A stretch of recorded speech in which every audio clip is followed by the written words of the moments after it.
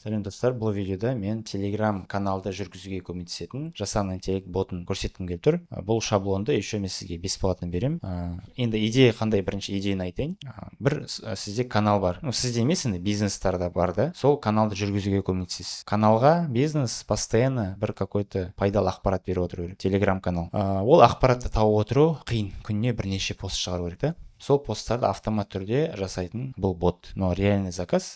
Не істейді ол бот? Ол алады да басқа конкуренттерді қарайды, 5 каналды. Сол 5 каналды қарап, сол жердегі идеяларды ең жақсысын шығарып алады да. 5 емес, даже 10 ба, 50 ма, сондай көп. Бәрібір қанша бересіз сонша. Соны конкуренттерден қарайды да, сол идеяларды басқаша сөзбен, басқаша суреттермен барып пост жасайды каналға. Күніне бір 5 пост шығаратын каналға бір 2-3-еуін осылай жасанды интеллектке беріп қоюға да. Вот сондай идея, реальный заказ и реальный автоматизация.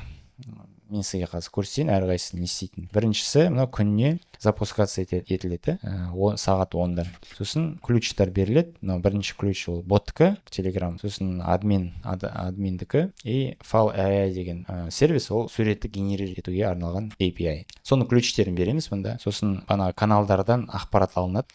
Сосын сол каналдардың ақпаратын мына жасанды интеллектке береміз. Жасанды интеллект үшін ақтарады, ішін ең жақсысын таңдайды. Сосын соны translate деген искусственный интеллект перевод дейді, аударады. Сосын аударылған тексті суретпен бірге қосады. Мынау суретті генерировать ететін сервисі File AI кезінемесе көрсеттім ғой. VO3 видеоларын генерировать етуге болатын API деп. Сол сияқты сурет, мына Flux Pro деген не бар, жасанды интеллект. Сонымен сурет генерировать етеді, дайын болған тексереді, дайын болғаннан кейін сурет алады, пост жасайды. Неге? Телеграмға, каналға пост етеді.